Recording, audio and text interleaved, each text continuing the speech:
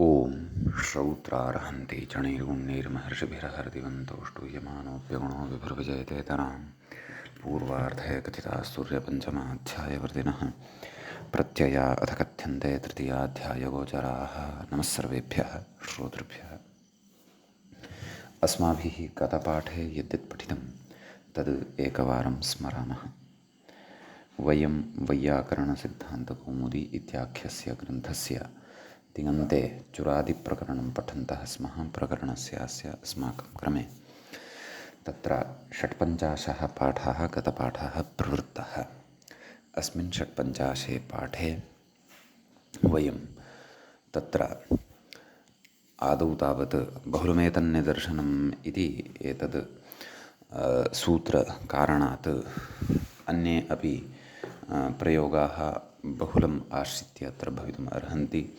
अन्येपि अत्र शब्दाः नाम धातु रूपशब्दाः अत्र अस्माभिः अन्तर्भावयितुं शक्यन्ते यथा प्रयोगं तत्र अत एव आन्दोल प्रेङ्खोल विडम्ब अवधीर इत्यादीनां शब्दानाम् इत्यादिभ्यः शब्देभ्यः धातुरूपशब्देभ्यः णिचि सति अस्माभिः आन्दोलयति प्रेङ्खोलयति विडम्बयति अवधीरयति इत्यादीनि रूपाणि साधितानि, अपि च सर्वेषु लकारेषु अत्र रूपाणि उक्तानि।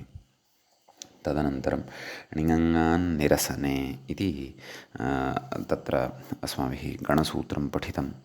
अस्य तत्र गणसूत्रस्य अङ्गवाचिनः प्रातिपदिकात् निरसने अर्थे णिङ् स्यात् इति अर्थः पठितः। परन्तु ततः पूर्वं तत्र मूले उक्तं यत् एवम् आन्दोलयति इत्यादिकमुक्तं। तदनन्तरमुक्तम् अन्ये तु दशगणीपाठः बहुलम् इत्याहुः।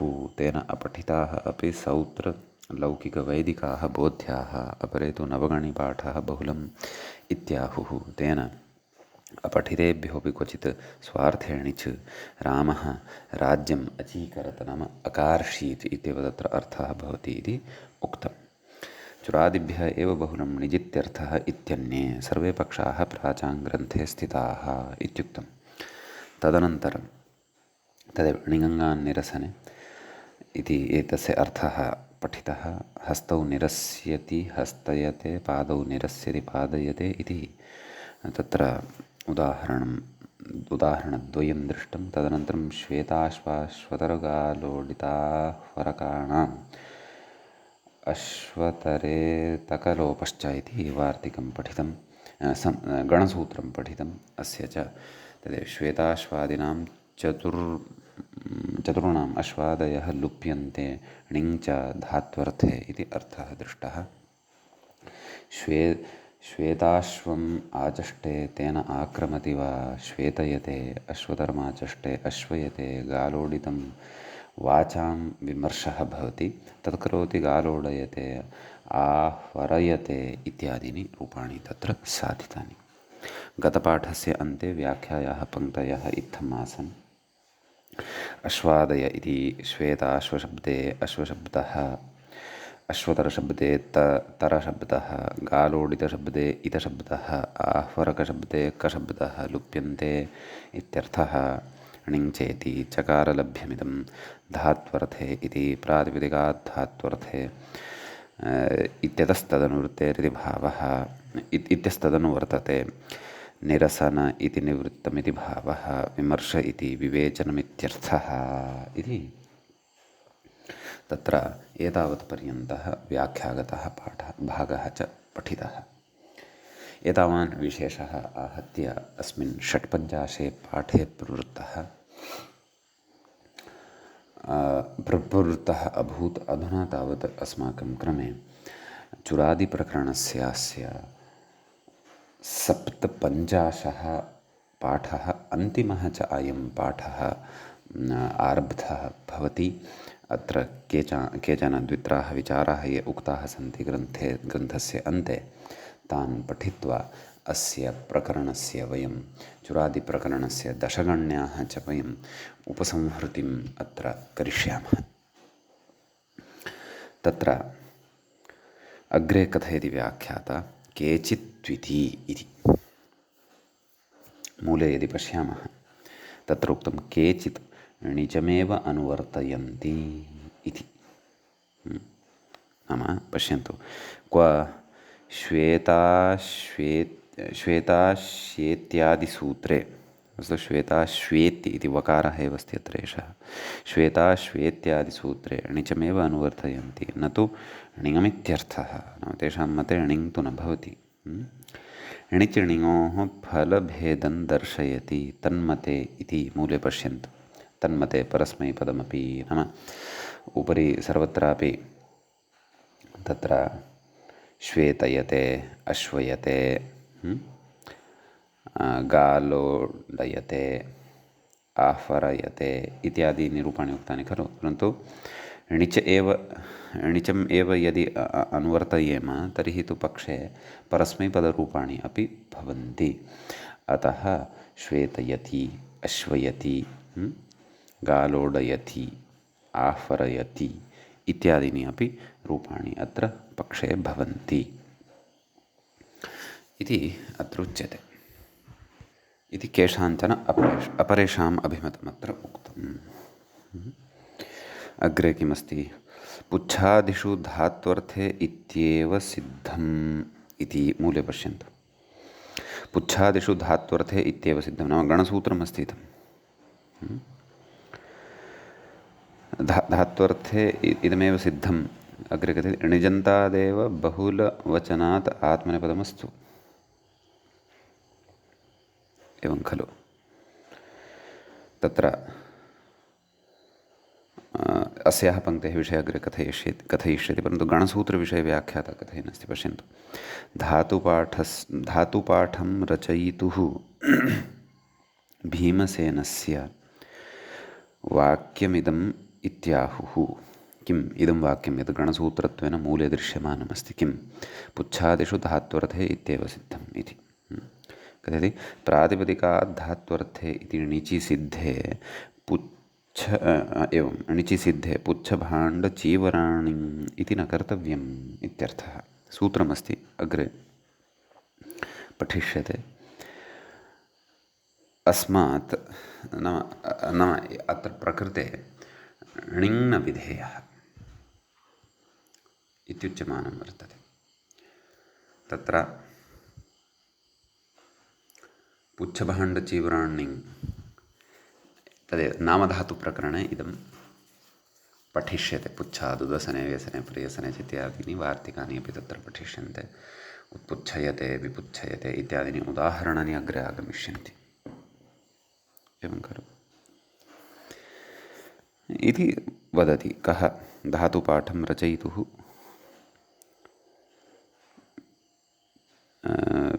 धातुपाठस्य रचयिता भीमसेनः कश्चन एतत् कथयति। नाम अन्यः धातुपाठः एषः स्यात्, अथवा धातुपाठे अर्थनिर्देशः, नाम पाणिनेः मूलधातुपाठे अर्थनिर्देशस्य कथनम् एतेन कृतम् इत्यपि अस्ति अस्य विषये प्रसिद्धिः। अतः इदं वाक्यं तस्य वर्तते इति केचन कथयन्ति। कथयति ननु नित्यात्मनेपदार्थः पुच्छभाण्ड इति णिङ् विधिः आवश्यकः इत्यतः आह। न णिङ् इत् खलु, अतः ङित्वा तत्र आत्मनेपदत्वम् एव भवेत् खलु इत्यतः आह। अतः कथयति, किं कथयति? णिजन्तादेव बहुलवचनादिति।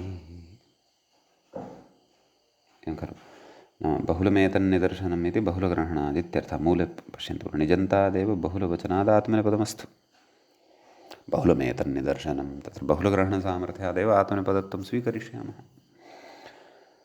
एवं खलु।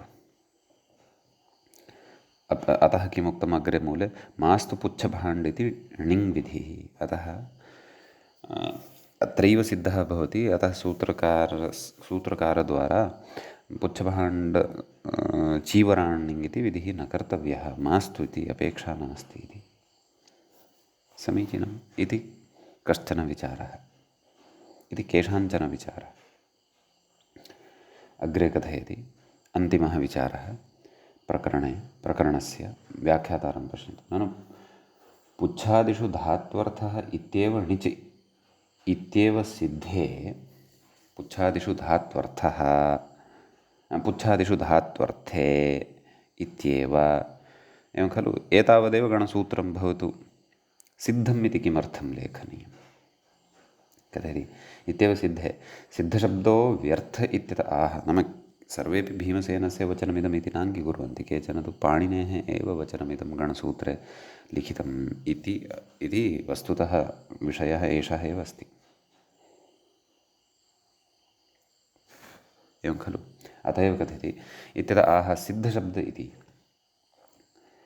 मूले उक्तं खलु सिद्धशब्दः ग्रन्थान्ते मङ्गलार्थः नाम मूले यत् अन्तिमं गणसूत्रं यद् वर्तते पुच्छादिषु धात्वर्थे इत्येव सिद्धम् इत्यत्र सिद्धम् इत्येतस्य का वा अपेक्षा पुच्छादिषु धात्वर्थे इत्येव इति उक्त्वा सिद्धम् इत्येतस्य अपेक्षैव नास्ति तदेव कथयति व्याख्याता धातुपाठात्मकग्रन्थसमाप्तौ सिद्धशब्दप्रयोगः मङ्गलार्थ इत्यर्थः पस्वशान्निके हि सिद्धे शब्दार्थसम्बन्धे इति नाम महाभाष्यस्य प्रथममाह्निकं सिद्धे शब्दार्थसम्बन्धे इति वार्तिकग्रन्थस्य आदिमवार्तिकव्याख्यावसरे सिद्धशब्दोपादानं सिद्धशब्दस्य ग्रहणं मङ्गलार्थमित्युक्तं मङ्गलादीनि मङ्गलमध्यानि मङ्गलान्तानि च शास्त्राणि प्रथन्ते इति भूवादिसूत्रस्थभाष्याद्ग्रन्थान्ते अपि मङ्गलस्य कर्तव्यता सिद्धिः नाम अन्ते अत्र सिद्धशब्दः मङ्गलार्थः अत्रापि प्रयुक्तः वर्तते अतः ग्रन्थसमाप्तिः भवति खलु अत्र पाणिनेः पञ्चाङ्गं वर्तते खलु तस्मिन् पाणिनेः पञ्चाङ्गे धातुपाठः अपि एकः ग्रन्थः वर्तते अतः तस्य धातुपाठस्य ग्रन्थस्य अन्ते अत्र सिद्धशब्दः मङ्गलार्थः प्रयुक्तः वर्तते इति भावः एवं खलु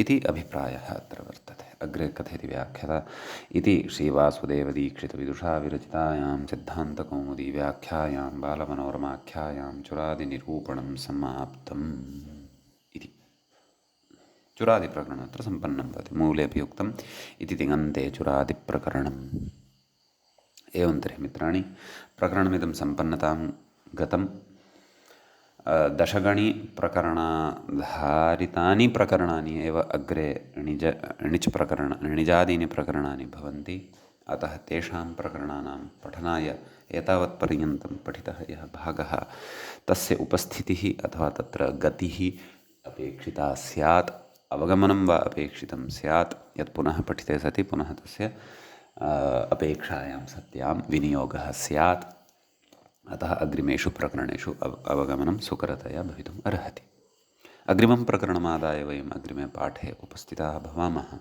अद्यतनपाठः तावत् अत्रैव उपसंहृतिं प्रति नीयते प्रकरणं चेदम् उपसंहृतिं प्रति नीयते श्रौत्रार्हन्ति चणैर्गुण्यैर्महर्षिभिरहर्दिवं तोष्टूयमानोऽप्यगुणो विभुर्विजयतेतरां पूर्वार्धे कथितास्तुर्यपञ्चमाध्यायवर्तिनः प्रत्यया अथ कथ्यन्ते तृतीयाध्यायगोचराः एवञ्च तिङन्ते चुरादिप्रकरणस्य अन्तिमः एषः 57 पाठः सम्पन्नतां गतः नमः सर्वेभ्यः श्रोतृभ्यः सम्पन्नतां च गतमिदं प्रकरणम्